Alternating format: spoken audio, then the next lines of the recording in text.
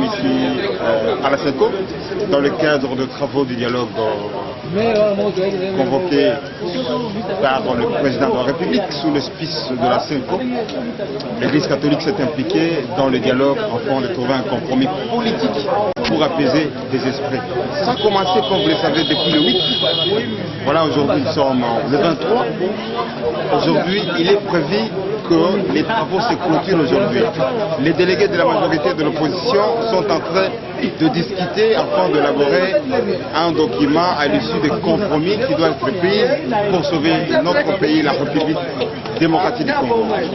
Alors, ce que vous devez retenir, c'est dès ce soir, il y aura un compromis politique qui sera trouvé par les deux partis, la majorité tout comme l'opposition politique. La RDC, c'est un pays qui a besoin de la paix. C'est un pays où notre population a besoin de la paix. Notre population a besoin de vivre. Notre population a besoin de trouver encore le sourire. Alors c'est pour ça que nous sommes le dialogue national inclusif sous l'auspice de la Senco aujourd'hui. Ça se voit que ça va aboutir à un bon compromis. Là, je suis convaincu parce que de la manière dont les travaux se déroulent, il y a quand même l'entente entre les deux partis. Il y avait des divergences sur certaines questions. Mais ils arrivent quand même à se mettre d'accord à un certain nombre de matières. Mais nous savons qu'on ne peut pas tout obtenir quand il y a des revendications. Mais les acteurs politiques, dans les soucis de préserver la paix, dans les soucis de préserver le développement de la République du Congo, ils arrivent quand même à se mettre d'accord. Nous allons le résoudre. Il ne reste pas beaucoup de points, mais nous allons encore travailler à partir de 11h. Et la plénière de 11h, c'est déjà pour la signature? Il faudra d'abord lever les divergences.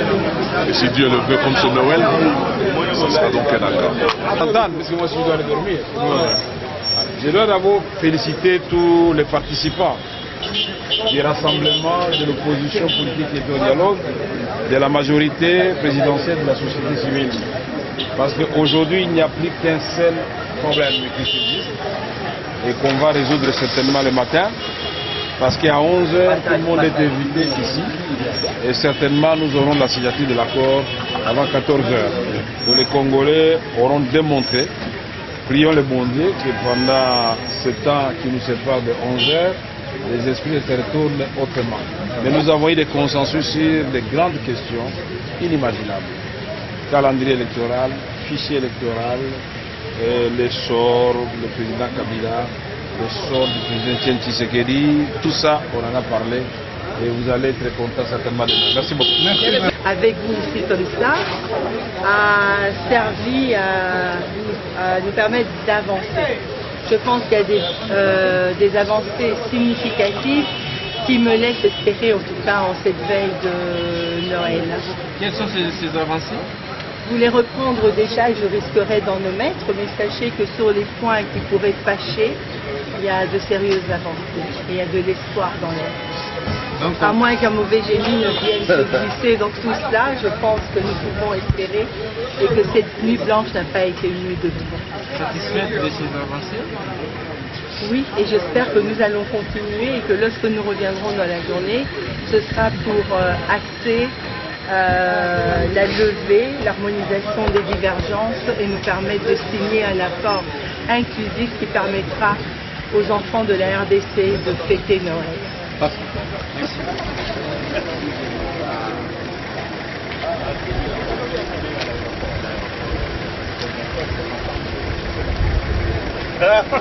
Et nous parvenons à un consensus qui sera dégagé, qui sera d'ailleurs communiqué à l'opinion publique dans quelques jours. Et donc les Congolais doivent se sentir heureux. Déjà parce que le fait que nous soyons vus nous évite d'être dans des schémas de troubles. Mais aussi nous renvoie dans une perspective de paix dans ce processus électoral et en période pré-électorale. Donc je crois que c'est le grand mérite de notre rencontre. Le deuxième mérite, c'est qu'on s'est finalement mis d'accord sur les contradictions que nous avions, sur des grandes questions que vous connaissez. La question de la gestion du pays après le 19 décembre, la question du calendrier électoral, la date des élections, les mécanismes de suivi des décisions que nous aurons à prendre ici, les questions relatives au respect de la Constitution. Ce sont ces questions qui nous étaient posées il y a quelques temps et qui faisaient objet de contradictions permanentes. Aujourd'hui, tout le monde regarde dans la même direction. Mercredi, donc, pour ça, la commission, il y a 5 personnes, et après, vendredi, on pourra signer l'accord si on s'accorde. Jusque-là, il y a quand même quelques divergences qui subsistent. La divergence, c'est là, nous, mais le coup Sanza, il y a Mona Yezu, et j'espère qu'on pourra avoir ce compromis. Du texte de l'accord. Il a dit l'accord est à portée de la main. Nous avons parlé de toutes les questions, les fondamentaux, c'est-à-dire le respect de la Constitution, la co-gestion durant la période préélectorale et électorale entre les différentes composantes entités. Nous avons parlé du président de la République actuellement en fonction, qui doit demeurer jusqu'à l'élection de son successeur et qui ne briguera pas un 3e mandat. Nous avons parlé de mesures de décrispation politique. Il n'y avait pas de questions taboues et je pense qu'aujourd'hui, le Saint-Esprit était parmi nous. Nous avons eu un jour, je crois, le jour le plus... Un acte de trahison, j'avais dit non. Il y a toujours des leaders qui ont le courage d'affronter les problèmes et que les autres suivront. Aujourd'hui, finalement, nous avons compris que nous devrions tous être là pour sauver ensemble la nation congolaise et épargner notre population de morts inutiles. Je ne peux que m'en réjouir et féliciter nos amis du rassemblement qui sont venus nous rejoindre et tous ceux qui avaient déjà pris le courage avant de l'opposition politique, de la majorité et de la société civile. Le Front pour le respect de la Constitution. Tous ensemble, nous avons dit plus jamais de morts inutiles à notre pays à cause du positionnement politique et à cause de la répression au niveau de ceux qui dirigent le pays. Et c'est toutes les divergences. Ça, c'est genre des assises. Vous savez que quand on rédige un accord, on se met d'accord sur toutes les questions. Maintenant, il faut trouver les termes juridiques qu'il faut mettre dans l'accord. Mais c'est fait que les évêques doivent voyager cet après-midi pour aller dans leurs diocèses respectifs et que le travail de toilettage, c'est pas un travail. Quand Monseigneur vous dit que nous avons conclu, Monseigneur le président de la Senko, c'est pas Vital Kamere qui le dit, et donc vous pouvez quand même faire confiance à Monseigneur. Et je pense que nos amis des rassemblements, nos frères de la majorité, de la société civile et le Front pour respect de la Constitution, nous n'avons pas dit le contraire. Nous nous sommes mis d'accord. Ça a la possibilité d'accompagner un accord en détail. Mais ce qui est plus important, c'est que dans des grandes lignes, en tout cas de manière autant que tu rendre en haut, dans la base de la population, comme on a en tout cas négociation, c'est ça insigné, mais je crois qu'on est très avancé. Il y a plus de 80% de résolutions qui sont déjà là. Donc je crois que c'est tout à fait normal. Ils ont leurs obligations pastorales. Ils sont partis pour nous revenir. Probablement le mercredi, on fait le toilettage. Le jeudi, on adopte. Le vendredi, ce sera la clôture officielle. Vous savez, on est venu parler du Congo. On ne peut pas sortir de cet endroit sans que nous sachions rendre compte à notre peuple. Et c'est à ce moment-là que nous allons avoir un véritable thermomètre pour connaître si notre peuple est heureux de ces accords ou pas. On n'est pas venu ici écrire la Bible. Tu vois, c'est un œuvre humain. Puisque vous allez signer après Noël, quels sont... Et la manière dont les prêtres nous ont entrepris dans ces négociations, ils ne vous donnent pas la possibilité de connaître l'alpha et l'oméga de ces négociations. C'est-à-dire, seul le prêtre peut vous donner la vraie version, mais ce que moi je sais à ce qui nous concerne, on est très avancé. On est très avancé. Vous savez, il n'y a pas un seul homme politique qui peut être insensible aux problèmes de la population. Et je crois que même ceux qui sont insensibles, on a fait un effort pour les convertir. Et ils ont compris. Quand vous voyez aujourd'hui, mais aujourd'hui c'est mon anniversaire, vous avez peut-être oublié de commencer par là. Mais je suis là pour parler du Congo. Hein? Il m'a tenu aujourd'hui le boko. C'est ça, le peuple à Mwinda. Olingi Mwinda, Yengenga Boko, Yokani, Manda Mibale, Yokani, Constitution, la période de l'Union, surtout, Bassimba Wata Bukete. Yokani, que période où ils allaient battre, nous va gérer ensemble. Mabeto Malam. Oui, Kengai, oui, Malam. Dans la cité de l'Union africaine, il y a une question. Vital Kamere, le Premier ministre, wana etalinga tambukete oyo etalinga ezali kimia ezonga na mboka na sala peuple na ngai moto akopesa na récompense ezalika ka nzambe kuna likolo mais question wana esesili yebani vendredi bokoyeba secret nango. Merci. Justifie du fait qu'au stade actuel il y a des divergences majeures qui persistent, notamment sur la question très épineuse comme la question de la CENI. Vous savez, nous sommes ici, le rassemblement est ici.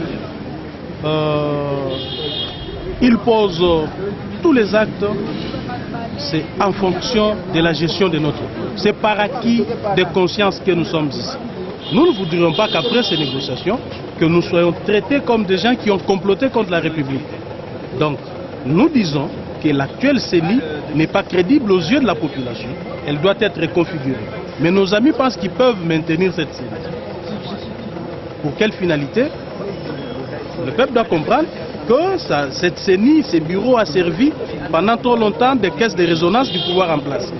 Et s'il faut diminuer la capacité de nuisance de M. Kabila à ne pas dévoyer notre procès électoral, commençons par cette CENI, recomposons-la et mettons tout le monde en confiance. Et notre peuple nous sera gré pour avoir extirper un élément complicateur de notre processus électoral, parce que M. Nanga n'inspire pas confiance. Et des deux, nous sommes partis aussi sur une grande divergence quant à la gestion du pays après le 19 décembre.